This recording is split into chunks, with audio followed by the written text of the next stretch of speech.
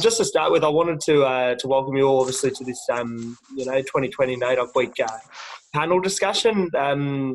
I'll touch on it in a little bit later. Obviously, the date's changed this year due to obvious reasons, with COVID being the way that it is.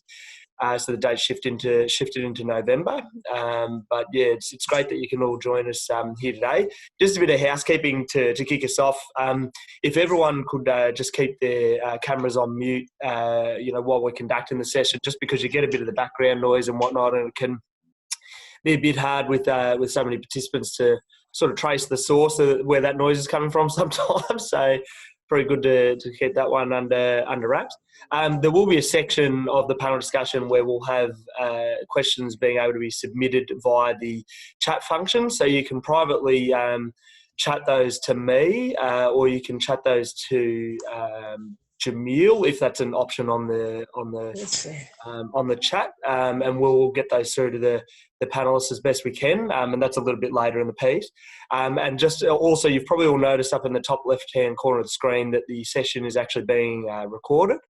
So if anyone's sort of uncomfortable with that, feel free to jump off at any stage. But this is obviously being recorded for people that can't attend and would like to see the rich discussion that's no doubt going to ensue. So I might hand over to our esteemed elder in residence, Aunty Singh, to just conduct an acknowledgement of country.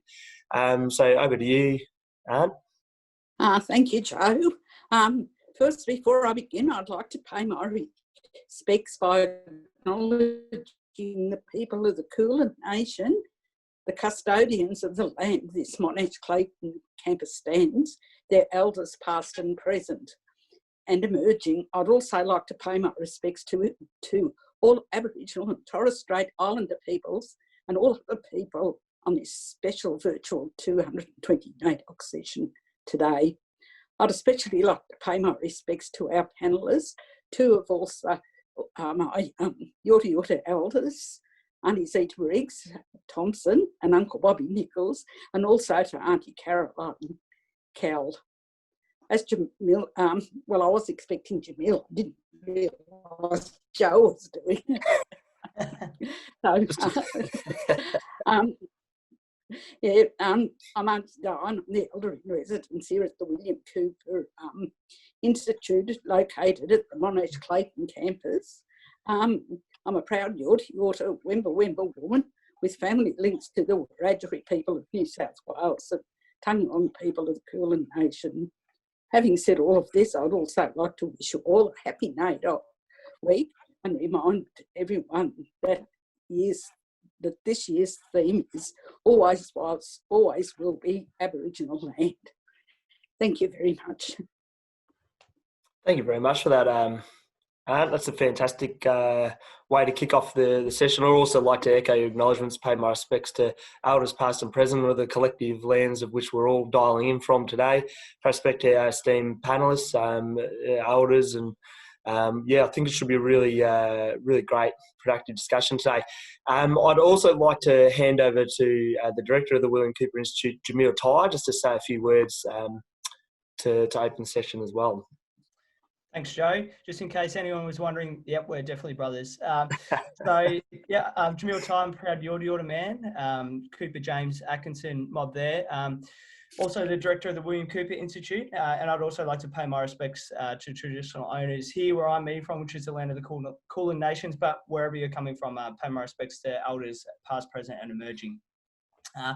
We're really lucky today. Obviously, things are a little bit different again due to the COVID climate, but we're very fortunate to have Aunty Zeta with us and Uncle Bobby, who are obviously from families of activists and leaders, and they've done so much for the community. But it's important to acknowledge what you both have achieved as well for us as Aboriginal people and continue to achieve. And so I'd like to say thank you straight up for that. And also like to say hello to my good friend Caroline. I think it speaks volumes about you as a person, Caro, for joining us today when we're in the midst of a pandemic. You're working at Bacho, but you still found time to come and be a panellist today. So thank you very much. Just also like to pass on some apologies from Professor Sue Elliott, who's a Deputy Vice-Chancellor Education. She really wanted to join us today, but she's been called into a crisis meeting. So she's assured me she's going to watch it back later, and she's very excited to hear the discussion today. So thank you, Sue. Also like to acknowledge my boss, Professor Jacinta Alston, say hello to you, and we'll hear from Jacinta at the end. And of course, Aunty Di, Elder in Residence. We're very fortunate to have Aunty Di with us at Monash, and it's good to see you, Aunt. And just finally, I'd like to acknowledge, my family connections as well. We're really involved in the sort of early days of NAIDOC. So in particular, Grandpa Shady James, Shadrach Livingston James, he was an honorary secretary of the Aboriginal Progressive Association of Victoria back in the really early days. And he was known as the bush lawyer, and he actually studied a couple of years of law at University of Melbourne. We won't hold that against him because there was no such thing as Monash back in those days, but I'm sure he would have come to us if it was around. But he also, was really involved, like a lot of families were, in the early activism and in the NAIDOC movement, which of course over the years has now, gone from a day of mourning, 150 years of, acknowledging white, invasion to the country, and then, over the years turned into a celebration. So we'll hear more about that today, but I'd like to also say that. And just finally, before I hand back to Joe, from us at the William Cooper Institute, we've had a lot of support from the Education Portfolio Comms team. So in particular, Bianca, Esther and Roanne, thank you very much for your help with getting the messaging out around this event, and also with the art, in particular Esther, for colouring in my artwork. That was a nice collaborative effort. So thank you, everyone. Hand back to you, Joe. Yeah, thank you very much, Jamil. Jacinta has actually just sent me through a good tip. If you are struggling with your audio, it can help to turn your video off, because sometimes it can be a bit of an overload on the internet connection. So just as a helpful tip, if you are struggling and having a bit of dropout with your audio there. It also is remiss of me, Uncle Bobby, if you were sort of privy to the little chat we were having before, Uncle Bobby mentioned the psychedelic art behind me, which is actually the official artwork of the William Cooper Institute. It doesn't have the acknowledgement on there, but my cousins, or Jamil, my cousins, Robert Young and Linnell Young, actually completed this piece for the Institute. So I just want to acknowledge them and that this is their artwork. As you can see, it's a very vibrant piece, and definitely catches the eye. I just wanted to roll in now into introducing our panellists for the day. Jamil's obviously already acknowledged the panellists, but just to give you a little bit of a background on each of them, and no doubt they'll expand more on this through their answers and just general yarning with us here today. So first up, we have Aunty Zeta Briggs Thomson, who's an advocate for the rights of Aboriginal Victorians. Aunty Zeta is a respected elder and descendant of the Yorta Yorta clan of the Wurundjeri people through her father and grandfather, Alexander Briggs, and is a descendant of the Yorta clan of the Yorta Yorta people, so our mob, of the Yorta Yorta mob, on her mother and grandmother side, Teresa Yama Clement's side. She's a renowned artist, cultural teacher and advocate for the rights of Aboriginal prisoners in Victoria. Next up, we have Uncle Bobby Nicholls. So Uncle Bobby is a proud Yorta Yorta, Jar Jar Warrung and Wajabalik man, and the nephew of Sir Doug Nicholls, obviously a very famous name that I say most of you should be aware of. Uncle Bobby was a director of VACA for 10 years, first joining in 1981 and is a life member. And finally, we have Caroline Kell, as Jamil mentioned, very gracious to join us here today as well, given we're in the height of a pandemic, and I think we're all probably feeling the early stages of the secondary lockdown that we've just rolled into.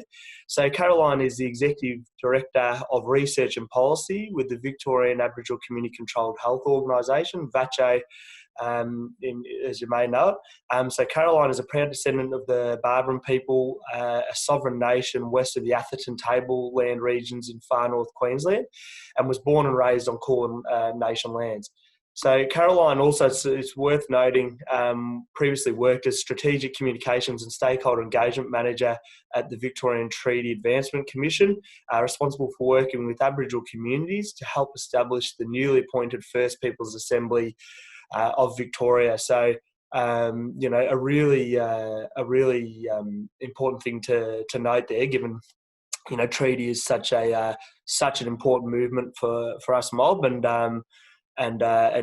so Caroline's been integral in that process.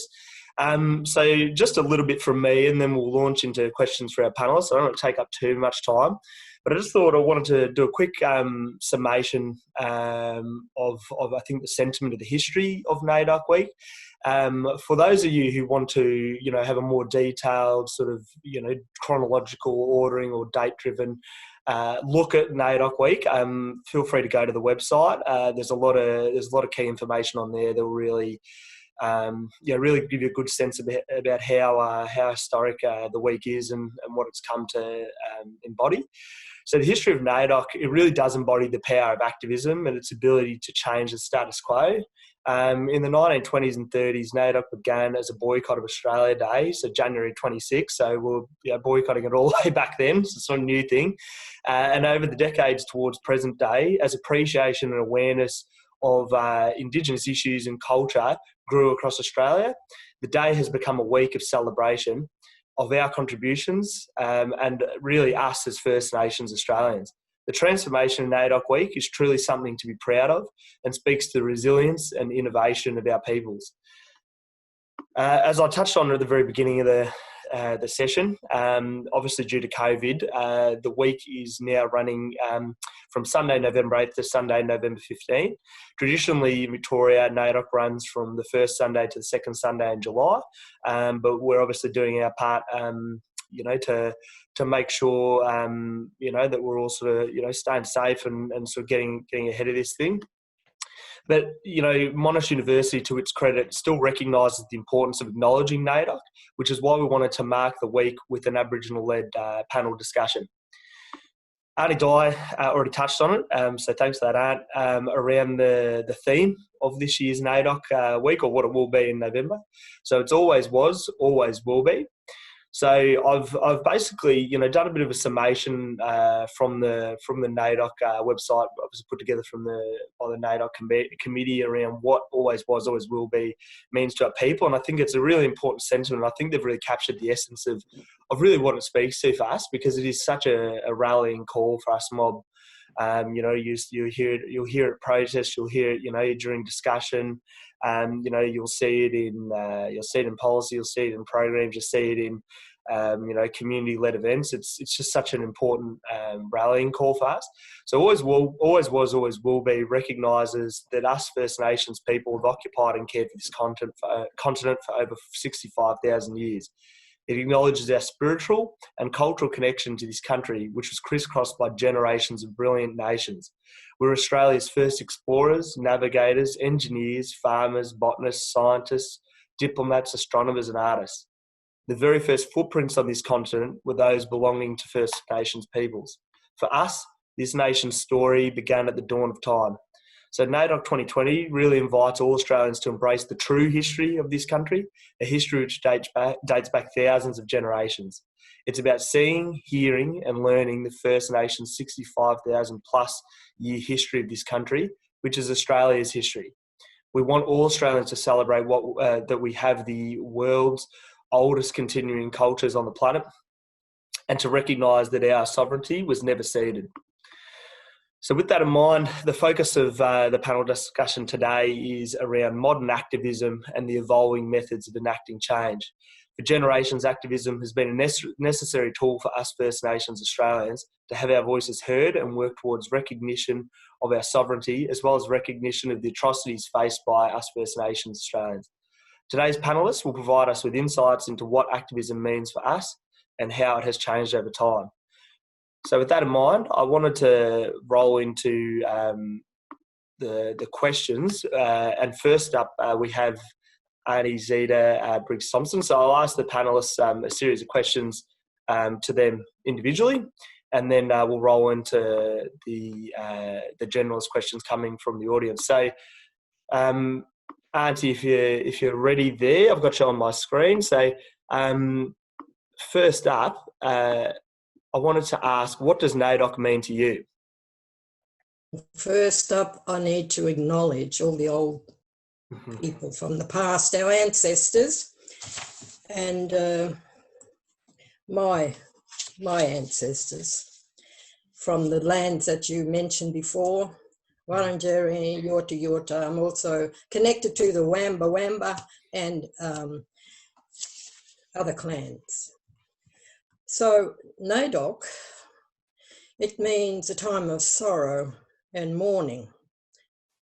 And I think we should remember our history, remember the massacres, our language and ceremony being stopped, our stolen land and our stolen children. And that's how it come to be in the early days, with having a day of sorrow that was instrumented by all those elders way back when.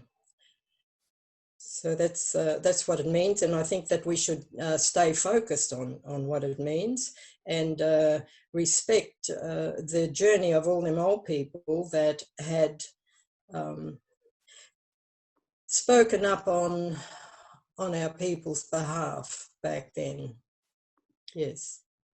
Fantastic, Aunty. I think really, really important points that you make there, and really, I think, important for people to, to hear those messages and to really, take them to heart as much as possible.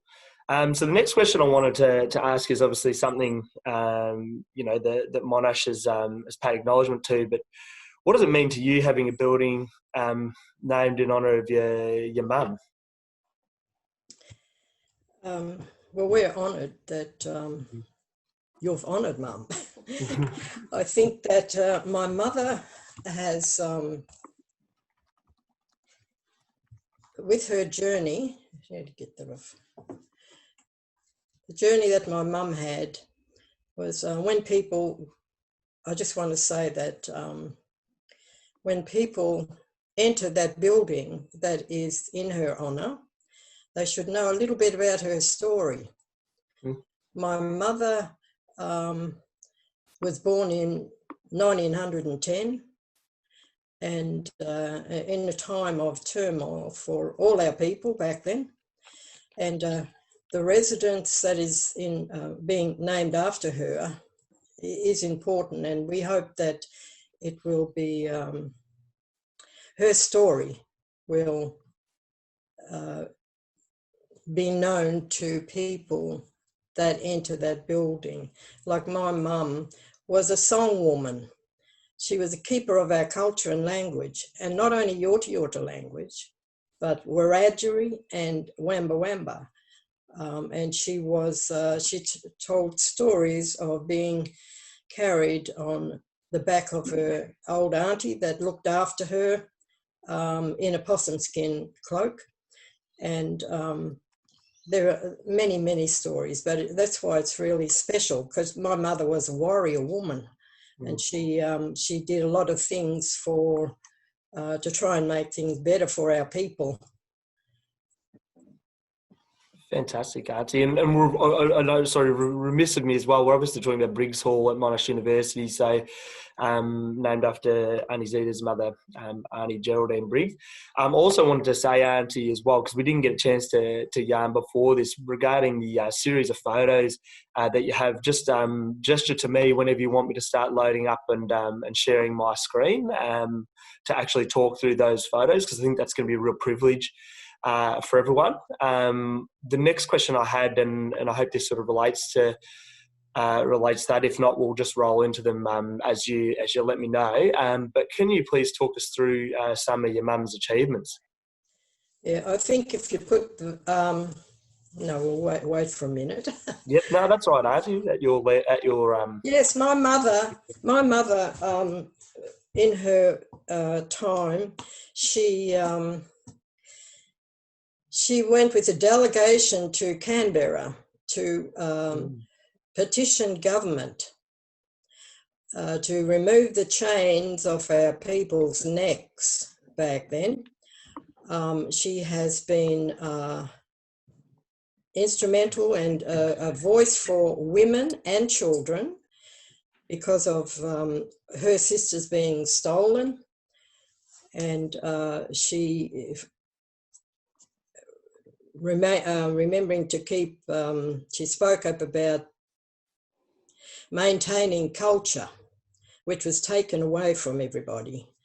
And also, there are many things that my mother was involved in. And I think that what we could do now, if you don't mind, putting up them pictures so that I could speak through the pictures because of... Absolutely, Auntie. So we're starting first with Uncle William, I believe. Uncle William Cooper. So everyone should be able to see here on my screen, ideally a enlarged picture. Is everyone getting that? If we can just get a sort of a thumbs up. Yes. Yes. Yep. All right, fantastic. So, yeah.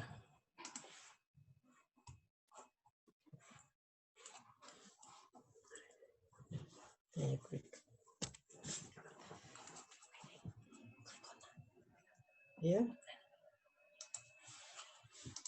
Sorry, I've lost you. Do you have this the picture there, Auntie? No.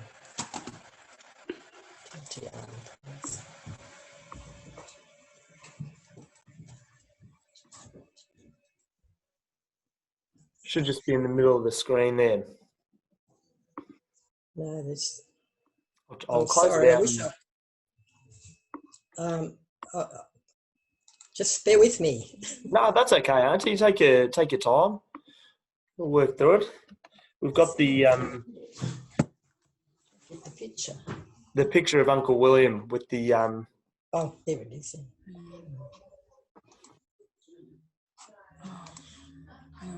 No. Auntie, is there a zoom in icon down the bottom of the screen? No. Oh. To click on? I've got my granddaughter here trying to organise me. No, that's all right. Take your time. If it's not popping up for you, Auntie, we can do it just with the email I sent through to you. Yeah, I've got it now. Oh, perfect. Yeah. Thank you. No, that's all right. So we've got Uncle William up on the This is no good, Jill.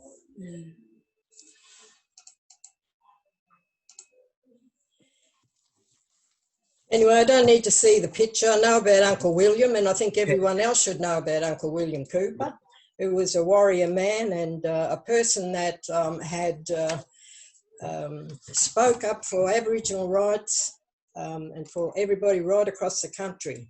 He did a lot of wonderful things, and we're all indebted to him for his what he's done. Oh, I've got the picture now, and it shows Uncle William, Aunty Marge Tucker and many other elders that were in support of what has eventuated on that day regarding Aboriginal, a day of mourning and sorrow, which we all still are feeling that today because a lot of things were lost to us all. So you can go on to the next picture. Most definitely, Auntie. So the next one, did we want to have a look at the picture of Grandpa Shady and Uncle Selwyn and Uncle Henry? Yes, I'd like to acknowledge all those people that were involved in the movement back then. And some of them seemed to be, well, just not so much forgotten, but not up there. And I think it's our duty to make sure that we remember those people. Uncle Shady James, my father, Uncle Selwyn Briggs, and Uncle Henry Charles. All those good old people that were trying hard to make a change for all our mob. My father was also, I know that you mentioned that Uncle Shady, but my father, they must have taken in turns because my father was also the secretary of the Aboriginal Progressive Society back then, so they might have, shared it all around, I think. But I honour all those old fellas. Thank you. Fantastic, Auntie. And I believe the next picture that we have is Aunty Marge and Sir Neville Bonner. Yes, and I pay tribute to them too, because Aunty Marge was a fighter. She was a person. Poor old Aunty Marge was taken away as a child and never returned to her mother for many years. But when she come back, she was ready for action to be able to get into and you know, defend everybody. And that's what she did. And then I honour also Senator Neville Bonner, who was a good man. He was born under a pine tree, lone pine tree, so they say, and he did his bit too for our people right across the country. Thank you. Yeah, fantastic. Thank you, Auntie. And I think really, and I'm going to roll into the next picture as well, but I think it's just such a privilege for you to be taking us through these pictures, and they may be people that, you know, or historical figures that people have heard about. And if they have, it's a really, you know, nice sort of, I think, you know, it provides more detail to the people they were and how really incredible their achievements are. But also, if you don't, that you probably should, that these people have achieved such incredible things, and you know, in the pantheon of our history as a nation, these people are, you know, right up there with everyone. So yeah, just really want to thank you in real time, Auntie. So we've now moved on to the rally pictures. So there's the one on Parliament Steps, the Melbourne rally in the streets, and then we got the speaker. So who did you want to? Which one did you want to click on, Auntie?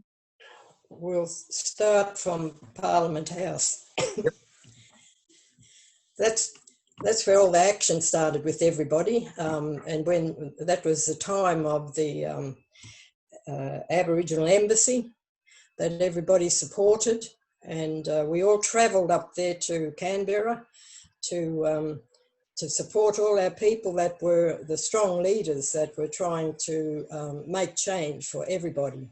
I'm actually in that photo there, sitting on the lawn with my family. But yeah, it was times that I'll look back on and feel proud of what happened in that era. Thank you. Fantastic. No, thank you, Auntie. So did we want to look at the Melbourne rally next? Yep. In the streets there, yep. Well, we're still marching for land rights, as you know. And yeah, absolutely. I put this picture up, all the pictures I put up really are involvement from my family, and they're my sisters in the front line there that have always been involved in Aboriginal business and trying to do what is right for our people in their own way. And so the marches back then weren't as large as what they are today, but they were people marching there that were very passionate and had life experience and wanted to make sure they were heard. So, and we used to sing out to what's our saying now? What's the saying this year? Always was, always will be. Yeah, we used to sing that out all the time. So it's good that it's come back, that voice. Yeah.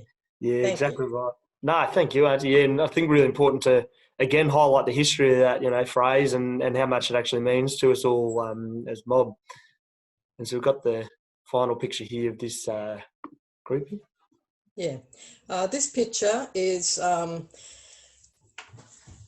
this. My sister, one of my sisters. I've got 13 in my family.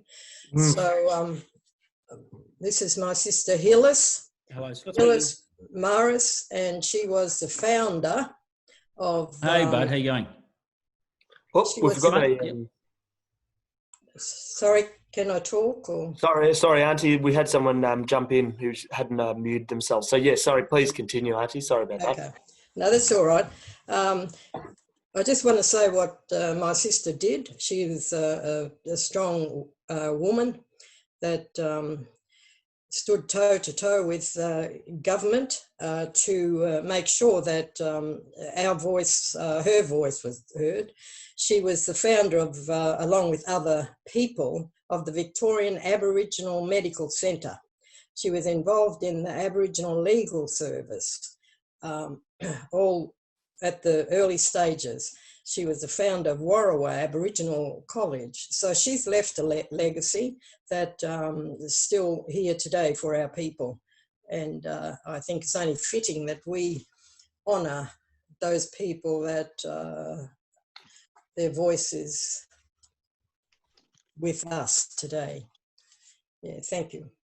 Most definitely, Aunty. And I think it's just so important to acknowledge, how hard people fought for such a long time, for us to sort of have the recognition that we have today. So, yeah, again, want to call out how thankful we are that you're actually running us through these pictures that you probably wouldn't see anywhere else, out of your sort of private collection. So we've rolled in now to the third group, featuring Aunty Geraldine quite prominently. So which did you want to click on the picture of your mum in later life? Yeah, the first one there is up at Botany Bay. That's where Captain Cook landed. And a few years back there, a lot of our people went up there. There's Uncle Doug was there as well, and Uncle Manuel Cooper. A lot of our old people made that journey to go up there and protest, or just let it be known that we're still here. So my mother was always in the front there with Aunty Eleanor Harding and that lady Margaret Jones. Yeah. Fantastic. I think we're rolling on now to the next picture. So Aunty Geraldine here, Aunty Zeta. Yeah, I just want, I think we spoke about Mum, but I think this picture, it shows the journey that she's had over the years. And, we all lived in tin huts on the riverbank and in the orchards. And, but my mother was a warrior. And I just want to make sure, we must, as I've said before, keep them up there. They're our heroes, all them old people. My mother spoke several languages, as I said, keeper of culture. She, when we lived in those tin huts, she as well as the 13 children, she also looked after my cousins, my sister and brother cousins. There were 3 of them. So we all, but it was the way of how it was back then for everybody, looking after each other's kids. Oh, that's it, Aunty, absolutely. And then we roll into the then final picture, which I believe is your grandmother and Aunty Geraldine. Yeah. I just want to touch again on this story, because this was just after that photo was taken. My grandmother went to work as a domestic, and the police come and took all the kids, except for my mum. They took them to Cootamundra Children's Home to be trained as servants for the station owners, or just the white people that were able to have service in their homes. So we know this from our oral history, from my mother, and telling us all the time. I just want to point out that the who these are in the photos, who my aunties are, and that's Aunty May Walker is on the left, and that's Diane, Aunty Diane Singh's grandmother, and Aunty Margaret Tucker is, with the ribbons in her hair, is a warrior woman. The one down sitting was Aunty Evelyn Briggs, and and then my mum is the youngest one. But she told us so much about the tragedy and what happened to her sisters back then, which is forever in my mind. Mm. Yeah, thank you. No, thank you. It's very sort of personal stories there. And we roll into now, I believe this is you. Oh. Aunty Zeta with your parents. I just wanted to put that up there because this was the first ball that I attended, and I was staying at the Aboriginal Girls Hostel in Northcote. And I was living then, and all the girls had to go down the street on a Saturday morning because all the shops were closed after lunchtime, and they would have to shake tins to help raise money for the new building that was to be put next door. It was a new Aboriginal Advancement League, and that was in Westgarth Street or Cunningham Street, Westgarth. And but all the girls did that. We all did that willingly, of course. And then this was the ball that I attended, and in those days, everyone sat around the wall. There was no tables. They all sat around the wall, and there was no alcohol. There was no. It was just a gathering of all our community. It was just lovely. So it stays with me. I wanted to share that with you. No, that's fantastic, Aunty, and really appreciate you sharing that. And I think we've got the final photo here before we roll into our next panellist. And we've got the split screen here for you to talk to. Okay, I thought, once again, it's about acknowledging people that have done things for our community. We have Aunty Margaret Wurundjeri is on your left here, and she was a member of ADSIC. She was involved in the Aboriginal Advancement League, Warrawa College, and many other organisations. So, I just wanted to acknowledge her. And also in the middle there's Aunty Lillian Tamaroo, and she was involved in, along with us too, with Warrawa College, ACES, and many other organisations, but they're all very strong about, that's how the warriors dressed back then, the warrior women. And stylish warriors. Yeah. So there's Aunty Lois Peeler, on your right, that one. And she was also involved in ADSIC and many other organisations. She's the first Aboriginal model actually in Australia, and one of the Sapphires. So I just want to, I think it's fitting to give everybody a bit of recognition. And then on our right is Aunty Naomi Mayers, Dr. Naomi Mayers, who worked for many, many years in the Redfern Medical Centre in Redfern, Sydney. A strong woman that was involved with all things Aboriginal everywhere, and I think that we, as I've said before, we need to recognise everyone that has been down that track in trying to maintain and make things better. So so I honour all those people that I've shown you today.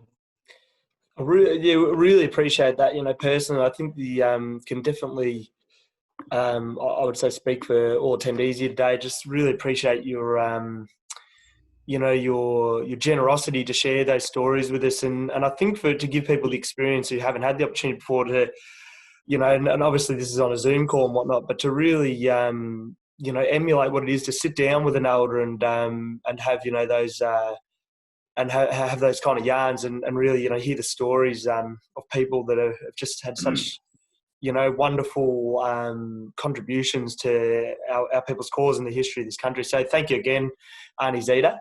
I might hand over now. So I've got some questions for Uncle Bobby. So if you're ready, Uncle. Yes. Same question to kick us off as what I asked Aunty Zeta. But what does NAIDOC mean to you? Well, pardon me. As a young person growing up, and I'd like to firstly acknowledge all the traditional owners, past, present, and also the emerging ones like yourselves. I'd also like to acknowledge Aunty Di and Aunty Zeta there. Aunty Zeta has brought back a lot of memories for me in terms of 56 Cunningham Street, Westgarth, and the balls and whatever. But what does it mean to me? Like, I suppose I was sort of mentored by a couple of people in my family, including my mother, Stella. But Pastor Sir Douglas Nicholls, I think, played a big part in my life, coming from Cummeragunja Mission, similar to him, and his journey through coming from Cummeragunja and through his football prowesses in the Golden Valley, as well as moving into Melbourne. Like Lois, I actually accompanied her sister, Laurel, to one of the balls in Melbourne. I'm not quite sure whether it was the 5th or the 6th or whatever, but just on that, as the pictures or the photos demonstrated to some of our women, that it was a day that we all came together, even though that back in 1938 it was a day of mourning, where Aboriginal people, in terms of the atrocities that occurred, not only on Cummeragunja, but also places like Lake Tyers down in Gippsland, places like Wamba Wamba country up in Swan Hill, same as like in Wurundjeri country up in Orsham Dimboola, same as Lake Conda in Haywood in the Bowen Southwest region. So there was a lot of things or sad things that have happened. And I remember that Uncle Doug said to me with his late wife, Lady Gladys Nicholls, was to say that, look, why don't we turn this around? We've been mourning for so long. Why don't we turn it around and say, okay, let's have NAIDOC, but let's have a celebration. And like Aunty Geraldine and Uncle Selwyn and Uncle Doug and Aunty Gladys and Aunty Marge Tucker, they're all my idols as a young person growing up. And as Aunty Zeta said, that Aunty Marge Tucker, she was the one, along with her daughter Molly Dyer, to establish the first Aboriginal childcare agency in Victoria. And on the basis of that, our children were being removed from their families, like Cummeragunja and Lake Tyers, and a lot of them ended up, as Aunty Zeta set up at Cootamundra in New South Wales for domestics. So Aunty Marge, with that, that saved a lot of children. But can I say this, and I'm not trying to get away from what NAIDOC stands about, but people like the Doug Nicholls, the Marge Tuckers and Molly Dyers, and there was a wide range of them that tried to protect our children from being removed. And even my mother, she was part of being taken up to Cootamundra and being trained, I suppose, as a domestic before that they allowed her there. Pastor Sir Douglas Nicholls' sister, she was taken, but he put up a big fight, and they eventually dropped her off up the road, and she was one of the lucky ones that came back home. So so there's all these sort of sad things about NAIDOC Week. And again, I can only repeat what Aunty Zeta was saying, is that now on the Friday, we would be all gathered together, whether it be in Northcote or Westgate or even in the city of Melbourne, in the CBD, and we'd be out there shaking the tins and rattling them. And sometimes, as a young person, it was a shame job. Because here we are, and we would see people. No, like when I say people, we would see some of our mates and some of our friends, and they'd be laughing at us and all that sort of stuff. So although when I think back then, it was shameful, but at the same time, it made me proud as to who I am today. And as I said, NAIDOC has been turned around from a day of mourning to a day of celebrations, and hence the reasons why the whole of Australia celebrates NAIDOC Week. Because I think if you look at some of the things that have happened to our people here in Victoria, is that, as Aunty Zeta said again, is that we were forbidden to speak our own language. And I get annoyed with that, because when I look at people who are migrating here from other parts of the country, they're able to speak their language. But the government back then, I don't blame the government of today, the government back then made special legislation for Aboriginal people not to speak our own language. And it reminds me of Pauline Anson when she said, "Oh well, everyone's got to be speaking Australian." So again, I class that as a genocide of our language, and we are now having to relearn the language of Yorta Yorta, or whether it be Wamba Wamba. Some of our people spoke it very fluently, but we're now. I mean, I've heard some of my elders up here, Aunty June Murray and a few of the aunties, say that I would be very proud the day that my granddaughter walks through that door and starts talking in language rather than English. So English should be a second language to us. So look, I could go on and on about NAIDOC, but can I just, before you go on to the next question, I'd just like to read you this article that appeared in one of the Sydney papers. Yeah, most definitely, Uncle. Yeah, the day of mourning and protest was held in the Australian Hall, Sydney, at 148 Elizabeth Street, Sydney, Wednesday the 26th of January 1938, Australia Day. The following resolution was moved: we, requesting Aborigines of Australia, can't even understand my own writing. Yeah, we, representing Aborigines of Australia at this conference in Sydney, at the Australian Hall, Sydney, on the 26th of January 1938, that this being the 150th anniversary of the white man's seizure of our country, hereby make protest against the callous treatment of our people by the white man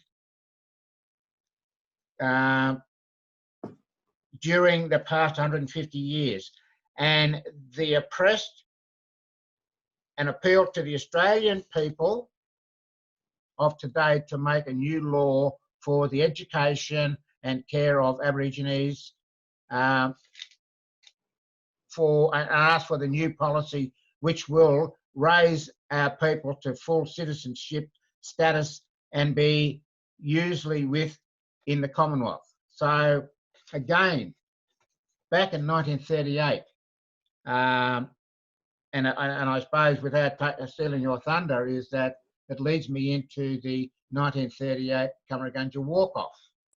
And that was led by people like, Shadrach James, William Cooper, Jack Patton, Selwyn Briggs, Doug Nicholls. There was, and the women. I mustn't leave out the women, because there were some very strong women behind some of the men as well too. So, in saying that they walked off, and they walked all the way from Kamargunja, which is roughly around about 45 kilometres, or about 50 odd miles from Kamargunja, New South Wales, across into Barmah, Victoria, and towards Shepparton, and hence where they sort of re-established themselves at a place called the Flats in Mooroopna. And there was quite a few of the family that's resettled there. And then when it flooded from there, then they moved to Dash's Paddock, which is across the road, or the highway where the Flats was. So that's just part of a journey that some of our people have had to put up with. No, most definitely, Uncle. And look, I appreciate you rolling straight into that, because that was going to be the next question about the 80th anniversary that obviously went by last year of the Kamargunja walk-off, and you've touched on the significance of that event there, which is fantastic, which kind of leads me into the next question, I think, quite nicely, which is around, as you've touched on, activism in 1939 with the walk-off there, but, more so, I think I wanted to delve into, how did people raise awareness in a time then where there wasn't social media? You weren't as connected digitally as what we are these days.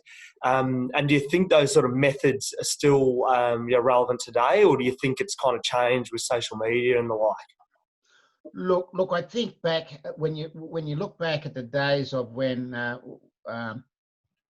what our old people used to say is panda bitumen, and we would go into the CBD of Melbourne, and we would travel from all over the place. It just wasn't the Melbourne Aboriginal community, because you've got to remember that when they started opening up these missions and reserves throughout the whole of Victoria, a lot of our people left there to come into Melbourne.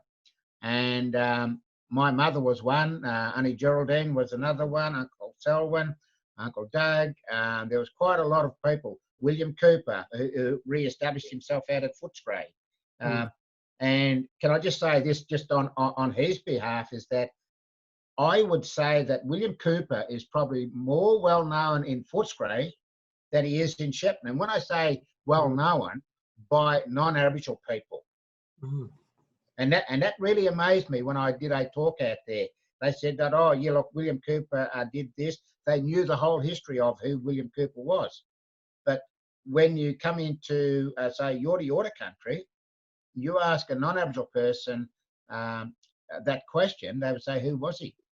And I must say that, I'm not getting away from your question, but I've got to say that we have fought hard and long to have an actual statue of William Cooper erected in the Queen's Gardens. So that was a first. I mean, these are trailblazing things in the 19th and the 21st century.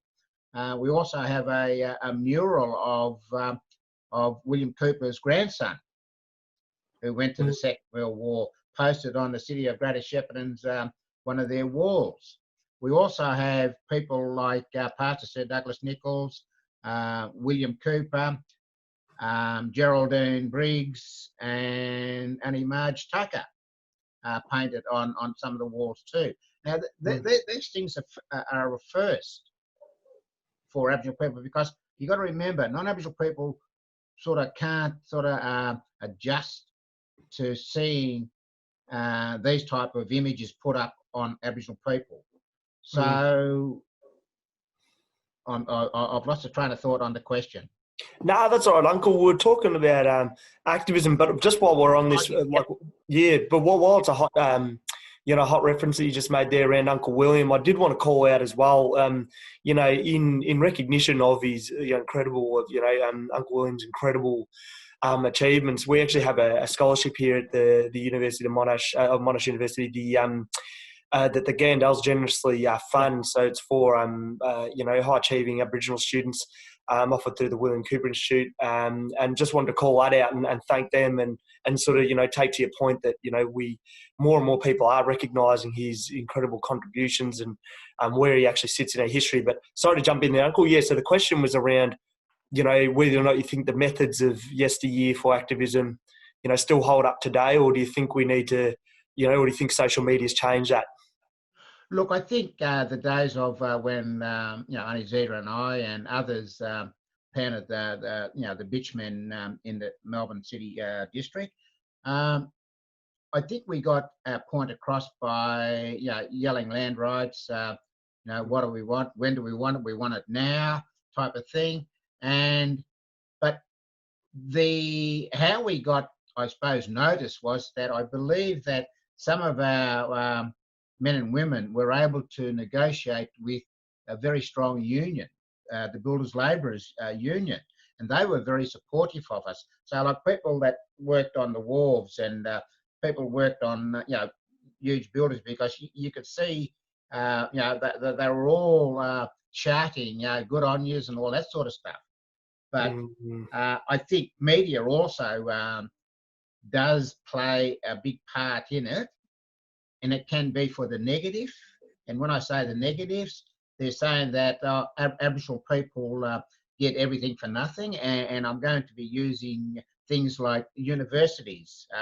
People think that our young students that are going through, whether it be Monash University, Melbourne University, La Trobe Uni, or wherever it may be, is that we get a free entry into that. We don't get free entry, or our young people don't get a free entry. And I've got to make that and qualify that they have to go through the same rigorous routine in terms of becoming eligible. We don't get nothing with nothing. And I use, I suppose, the Commonwealth in terms of Centrelink. If I was to go into Centrelink office, I can't just walk straight in and say, okay, my name's Bobby Nicholls. I want my unemployment benefits. I have to fill out forms. I have to sit there for 4 or 5 hours until someone is ready to see me. So, and the same thing is with housing. Same thing with employment. I could go on and on. Non-Aboriginal people, through their ignorance, think that we get everything for nothing. And if I want to go and buy a house, I just can't get money out of the air. I have to go to a bank or an institution to say that, look, I want to buy a house and I want to get a loan of, say, 300,000. So it's not the perception of majority of community people think that we get everything for nothing, and that's wrong. And the other thing that, whilst I'm on that, is that there are people who try to impersonate themselves as being Aboriginal. And that's a challenge that we've got in our own society and our communities and everything like that, because people are rorting the system and saying that they're Aboriginal when they're not Aboriginal. So when I look at the support that we had, we did have support like Gordon Bryant. He was a Labor man, and he was a very staunch supporter of the Aboriginal Advancement League at that time. Stan Davies is another one that was a very staunch supporter of the Aboriginal Advancement League, and they helped us through hard times, whether it be through government or whether it be through fundraising and whatever like that. Hence, if you look at where 56 Cunningham Street was now, it's still got the Gladys Nicholls Hostel there, but the Advancement League itself has now moved from Cunningham Street up to 2 Watt Street, Thornbury. So it has changed. So when I look at today, coming into the 21st century, yes, media does play a big part in terms of how they perceive us as Aboriginal people. And the thing is that they've still got us tagged as this dole bludgers, drunks, layabouts, and everything like that. So what I say to people like that, or I say people like to, universities or students or other people, I said, listen, why don't you concentrate on the good parts in terms of the successes that Aboriginal people do? One of the things I always say to Shepparton here, Aboriginal people contribute towards the economy up here. They pay taxes. Our organisations like Rumbalara Aboriginal Cooperative or Rumbalara Football Netball Club, they buy food, they buy computers, they buy photocopying papers and all that sort of stuff. So we do contribute to the economy. But the media, especially when you're looking at Andrew Bolt, he was one, along with Helen Jones, and you look at Sam Newman. He's another redneck that that always putting down Aboriginal people. You look at the latest incident with Eddie Maguire, from Collingwood, and what he said about Nicky Winmar, and what he said about I can't think of his Lumumba, for Collingwood. Heritia Lumumba, Yeah, so you can see that that media does play a big part in terms of how Aboriginal people are perceived in the wider community. Yeah.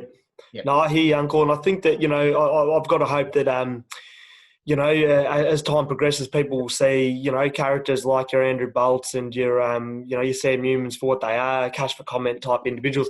I'm just wary of time, Uncle, that we're sort of, we're getting sort of down to it because we've got to leave some time as well to get some thoughts from Caro, as well as then open up to the broader question. But I did want to touch on this because I think, being Sir Doug's nephew, I think that, he's such an incredible man. There's not enough time to talk about all his achievements, honestly. Like, it's a list as long as your arm. But what I did want to touch on was just around, Carlton's apology regarding their treatment of Sir Doug Nicholls, as well as how the round then was established and what message that sends. So if you just had a few quick thoughts on that one. Yeah. Look, I have to be, otherwise it'd be remiss of me if I don't say this, is that not everyone is as dark as myself. And I'm using myself as the colour. I've got a relative that is employed by Monash. Now, not like sometimes people say, look at me and I say, oh yeah, we can distinguish that you're Aboriginal. If I look at you and I say, okay, if you was to say Aboriginal to someone that didn't know you, who was non-Aboriginal, they say, oh, he doesn't look it. So that's some of the challenges that some of our young people of today go through. It's not the colour of the skin, it's as to what's in your heart and what you believe in. In saying that, look, as I said earlier during our little brief coming into joining up on the Zoom, was that I could have been barracking for Carlton today. But what happened was that Uncle Doug made his journey from Cumragunja. I think there was about 3 or 5 Cumragunja teams playing, and they were very successful. And again, they were being discriminated against. What they would do is that they would raise the age of the players so that Cumragunja wouldn't win premierships, and they were always winning. So when he left Cumragunja, he went across to Tongala, which was in the Golden Valley League, and I'm going to speed this up really quickly now. And then when he left there, he was still doing his ministry, and then he went into Melbourne, and they were living in and around North Melbourne at the time. And then eventually moved to Brunswick, where he started playing with Northcote Football Club in the VFA. And then Carlton cited him and said that, look, we'd like you to come and play with us. And even before he started playing, he trained with them, and they said he was very good, but that when he wanted to be rubbed down, the trainer said, oh no, we're not going to rub you down because you stink, or something of that nature, or the colour of your skin again. So anyways, he went back to Northcote, and then eventually Fitzroy Football Club in the VFL at the time drafted him down to Fitzroy, and I think he played about 52 games with Fitzroy, and he also made the stateside to play for Victoria, to play Western Australia. And then when he finished his football, due to knee injuries and whatever like that, he retired, and he was concentrating on becoming a minister. And hence what's known that he had a church in Gore Street, Fitzroy, where everyone from all over Victoria more or less made it as a meeting place, a gathering place. So they come there and they worship, and then they would talk about old times and whatever like that. But then from there, and he then was approached if he would be interested in becoming a governor in South Australia. And with a lot of thinking and thought going into it, he actually accepted being the governor of South Australia. And I always, it always gives me proud. What's known to say this is that America may have had Barack Obama, but we had Pastor Sir Douglas Nicholls as the first black governor of a state. So that was it. And same as with Senator Bonner, he was the first Aboriginal senator back in those days. So and then due to his death and whatever like that, he passed away, and so did his wife, and they're currently buried back at what he calls home on Cumragunja land. Yeah, thank you very much, Uncle. I think, so again, as same as with Aunty Zeta, it's so privileged to hear from you and hear your stories and really given people the living history that we all as Aboriginal people live with, and just the pride that we take as well in belonging to lineages of these great people. I just quickly wanted to call out before we roll on to Caroline and say thank you again, Uncle, for sharing. That we're probably running a little over time, but I would really implore everyone on here, if they do have the capacity to stay on, it may go about sort of 5 minutes over time, but I really want to give an ex-speaker as well, Caroline, her opportunity to really share her thoughts as well on the questions I'm going to prompt. Hopefully we have time to get to 1 or 2 questions from the audience, but really want to employ you to stay on, because this is an opportunity you don't normally get, and I think that if you can see it for what it is, which is just such a privileged opportunity, to hear from our esteemed panelists, I think that 5 minutes in the scheme of things probably isn't that big a sacrifice, but up to you as to how you see your time this morning. Hopefully Zoom gives you a bit more wiggle room than you would usually have. So with that said, I would like to roll on to our next guest, Caroline Kell, who, as we said, has been gracious enough to give us her time during such a busy time, I imagine, for Caroline. So, Caroline, first off, I wanted to ask you the question that I asked both Uncle Bobby and Aunty Zeta, in that what does NAIDOC mean to you? Thank you, Joseph. I guess before I start, I too would like to acknowledge that we're meeting on Aboriginal land, wherever we are sitting respectively. I'm sitting here on beautiful Wurundjeri country. I'd like to acknowledge the Victorian traditional owners. What a contribution that Victorian traditional owners have made, as Aunty Zeta has spoken about today. I'd like to acknowledge Aunty Zeta and Aunty Di and Uncle Bobby, because we say that we walk on the shoulders of giants, and I think hearing these stories, what an honour and a privilege, and it couldn't be any more apparent. So I just want to acknowledge you three and your wonderful contributions to the Victorian Aboriginal community. I'd like to acknowledge my elders and ancestors as well. I think this week is a time where we stop and we reflect, and I just want to acknowledge our elders and our old ones and our ancestors.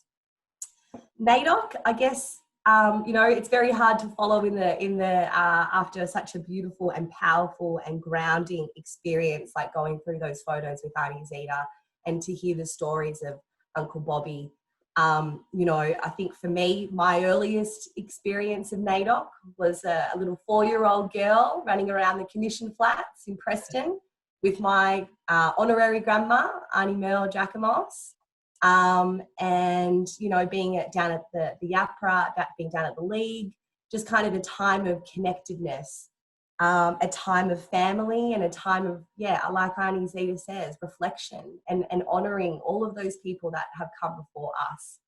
I think, you know, in a world that often doesn't choose to see or value Black or brown people, as we're sort of seeing with the Black Lives Matter movement, I think NAIDOC is a time where we can draw strength from each other, and pride and resilience. So it's first and foremost a time of mourning and a time when we reflect. But I think, as Uncle Bobby said, we're seeing a bit of a shift in us celebrating the achievements and the contributions that Aboriginal people have made into the broader society. And there's a lot of contributions, as you've heard, and we need to also celebrate and acknowledge what our people have done for us and our old ones. So, yeah.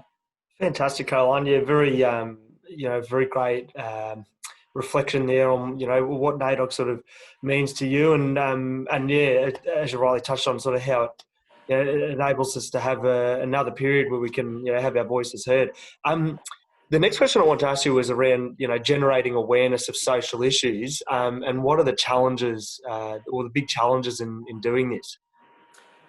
Yeah, I guess it's an interesting one, and I'm going to pick up on Aunty Zeta's comments about Aboriginal people being warriors. And I think, you know, I heard her reference that quite a number of times, and when I, you know, hear these stories and have the privilege of listening, I think that's one thing that we can't often take off our activist hat, and that being a warrior and fighting for colonial injustice and the atrocities that have happened is something so innate in us that we don't often really, you know, consider ourselves as activists. We all have a responsibility as Aboriginal people to help change the status quo and break down some of these systems that haven't benefited our people. And so, you know, I think we all, as Aboriginal people, are activists, and it's innate in us, and it's a legacy that we are lucky to take on from our elders and to continue the fight. Because if it wasn't for those people and that legacy, then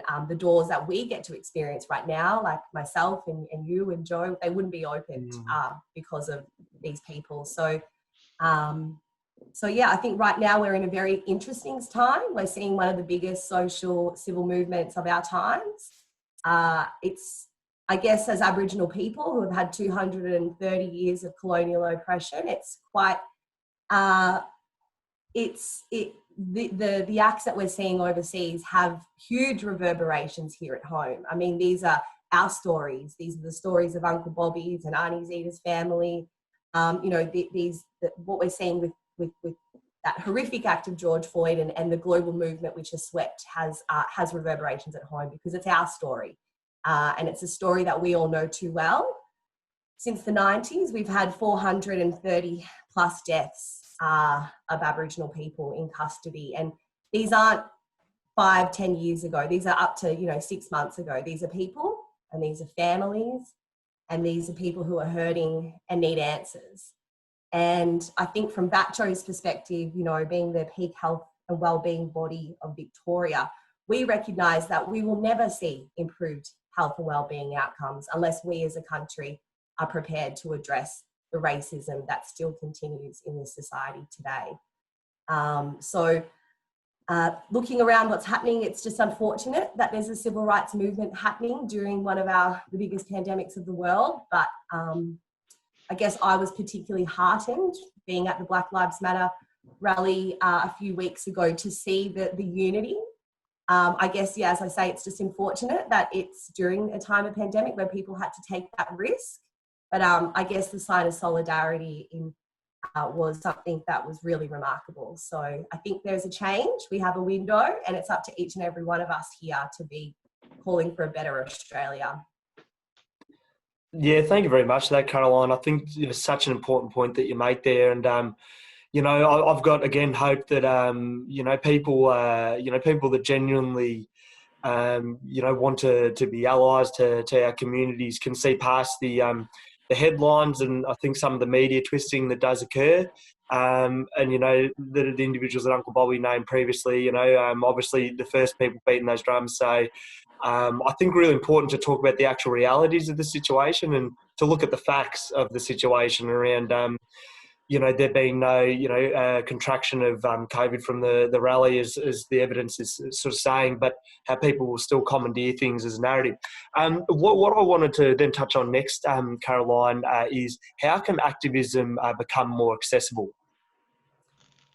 Yeah, thanks, Joe. I think it's I think it comes back from my perspective in terms of impact and intent when it comes to activism. I think, as I mentioned, unfortunately, it's something that as Aboriginal people we don't get the privilege to take off. We don't have a choice in the issues and causes to get behind, because these issues and causes are our families and our communities' health and well-being. So to be able to have the choice about what issue that matters is a sign of privilege. And so I think we need to understand that Black Lives Matter is something for us that is very real and it won't go away. And we will continue to fight in that way. I think, you know, I think seeing the shift in Australia, there is a reckoning of the past that is starting to take effect. And I think through conversations like the treaty discussions that are being had down in Victoria about truth and justice and reconciliation, you know, truth and justice commissions, hearing their stories of the people who have had, you know, huge, who have, you know, sorrow and mourning and contributions, that storytelling and really getting the opportunity to hear from our elders and leaders is really what's going to help us revolutionise this movement that we're seeing. But I think what I'm seeing is that the movement is having some, you know, huge impacts on our mob. To be honest, it compounds with our collective grief and our struggles here as well. So, you know, it's a stark reminder of the violence and the racism, but it's also a huge driver, I think, for the whiter Australia to be able to help us in our plight for justice. Aboriginal people, we make up 3% of the overall population, so we don't control a vote of a bipartisan agreement or anything like that. So we by virtue do need non-Aboriginal Australians walking with us, talking with us, and I think we're on that path. You know, we were looking at some recent data in response to the Black Lives Matter rally, and it's really quite harrowing. So the most recent data shows that in 2017, that up to 95% of Aboriginal people across Australia has experienced racism, often at times on a daily or weekly basis. And that racism has the same health impacts on an individual as smoking, you know? So that's how catastrophic these issues are. And so, you know, we have to, I think, implore all of our fellow Australians about what country we want to be and what legacy we want to leave behind, like those people before us. Yeah, fantastic. Thank you, Caroline. I think, you know, that's such an important thing to highlight as well, the impact of racism. I think quite often it's convenient to trivialise the impacts, but yeah, as you've just illustrated there, it's far more serious than the way it's conveyed. And also, I wanted to ask you, and I'll probably ask this as just a joint question, just because we're getting a bit tight on time. But how can people find their voice in a time when trending posts on social media are taking over? And in addition to that, you know, where can people go to learn more so they're joining the conversation from a place of knowledge?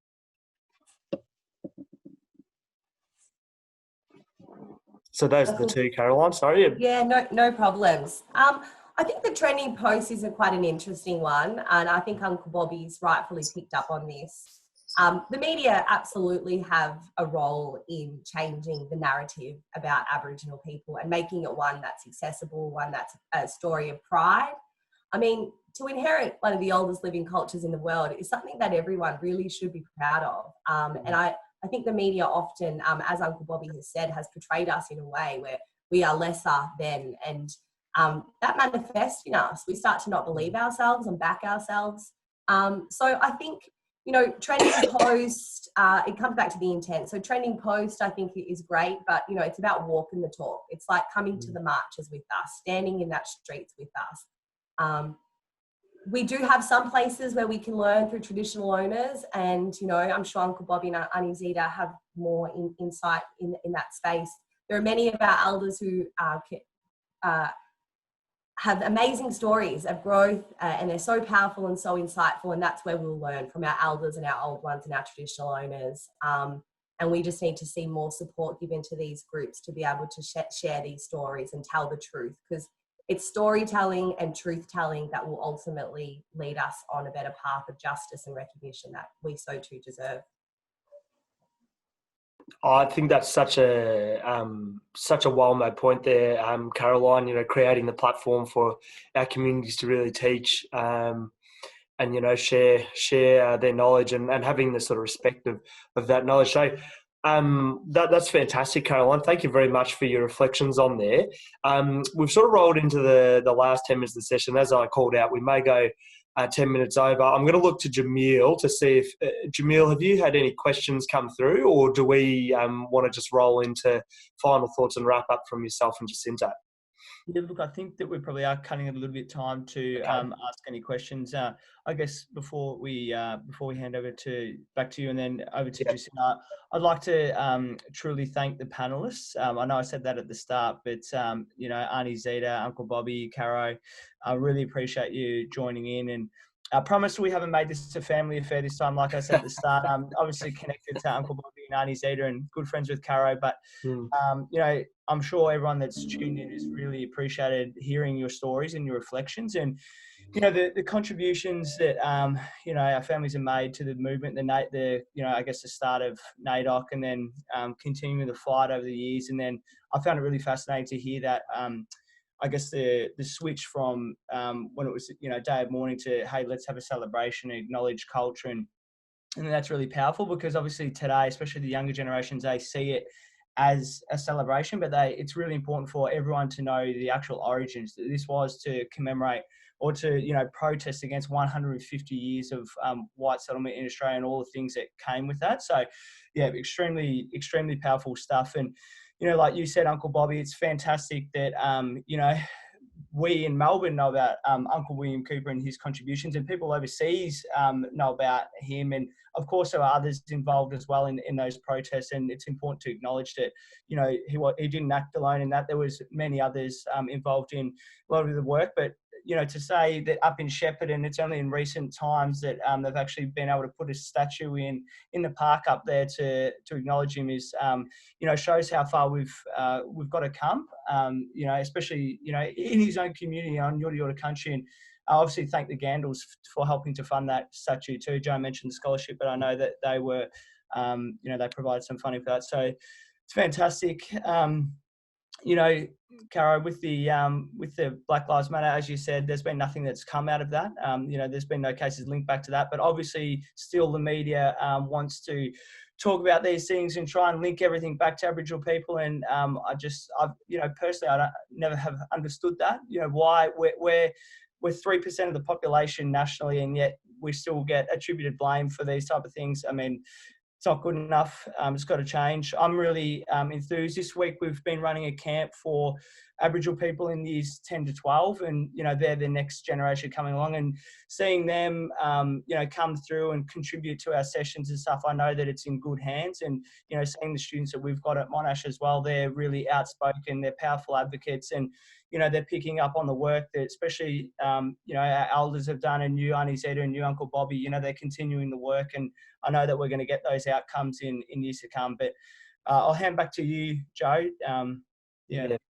Yeah, fantastic. Thank you very much for your reflections on there, Jamil. And I'm going to be very brief because I want to leave some time for our PBCI to close out the session. I do want to thank the panelists again for your generous time and generous sharing.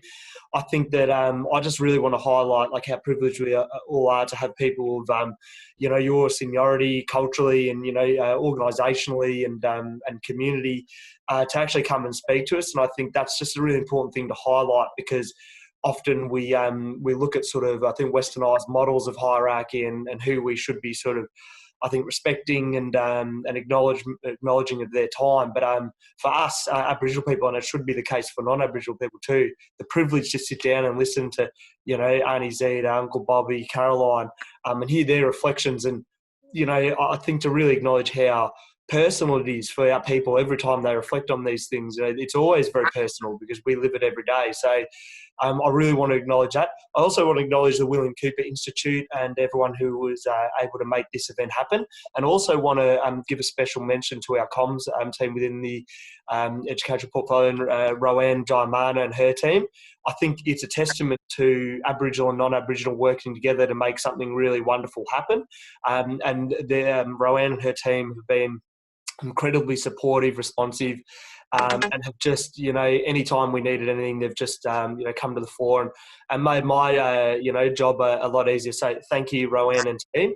And now I'd like to hand over to Jacinta to close out the session and share her reflections. Joel, can I just say one thing? Oh, sorry. Yeah, sorry, Uncle Bobby. Yeah. Look, it's very quickly. You would have to have two of the most esteemed students, past students, Mr. Gary Foley and Mr. Gary Murray, that have attended your university. So, yeah. Yeah, thanks for that, Uncle. Thanks for calling me out on that one. Very true. And for those of you who don't know who those people are, that's why we got Google. Jump on there and start typing. Thanks for that, Uncle. And hand over to you now, Jacinta. Thank you, Joe. Look, I too would like to, I know we're at the end of the session, but I too would like to acknowledge traditional owners whose land we're all gathered on today. And I acknowledge that we're not just here in the land of the Kulin Nations. And I'd particularly like to pay and acknowledge two colleagues who've joined us from Canada, Dr. Cheryl Lightfoot and Adrian Vidan, who are colleagues and friends of ours at William Cooper Institute, and who are also fighting the same sort of good fight for their institution and for their communities. I'd just like to round out by saying thank you to our three speakers, Uncle Bobby, Aunty Zeta and Carolyn. What a fantastic conversation you've led us through today. Aunty Zeta, you reminded us right from the beginning that NAIDOC is about a day of observance, that its origin connects us back to the 26th of January, day of mourning. And that's, I think, just fundamentally has set the right tone for this whole conversation today. I want to, again, just list off a few of the legends that and the warriors that Aunty Zeta and Uncle Bobby and Caroline have mentioned over the course of this. And as Joe said, there's Google out there, but I'm going to list them off, and maybe you'll scribble them down and you'll go and I'll list some of them. I might have missed a few. But of course there was William Cooper, and I'm sure all our Monash friends will have already become familiar with the William Cooper story and the man and what he was about. Sir Doug Nicholls, Senator Neville Bonner, Aunty Geraldine Briggs, and Aunty Mel Jacamos I'm going to add as well, because of course we also have Jacamos Hall. Jack Patton, Margaret Tucker, there were other names mentioned along there, but this is a great opportunity. And if you can't remember any of those names, I'm going to suggest to you all to find a $50 note before they all go out of circulation and have a look on the name at the man who's on this note. If you're ever wanting to find a story about an Aboriginal person and you're stuck somewhere and you want to recall, thank you, David, the man on this $50 note has a story. You can find a way to be able to connect to us wherever you are if you've got one of these sitting around, and keep one before they go out of circulation and we become a cashless society. I'd suggest that. But what is on the old circulated note, if people haven't heard it or seen it before, David Unipen, who was around in the era and the days of William Cooper. He was another one of the great national kind of legends in the space. But he developed and wrote patents for and developed plans for a helicopter before a helicopter had even been designed anywhere in the world, based on the aerodynamics of the boomerang. And he writes, and the quote on the old note says, "As a full-blooded member of my race, I think I may claim to be the first, but I hope not the last, to produce an enduring record of our customs, beliefs, and imaginings."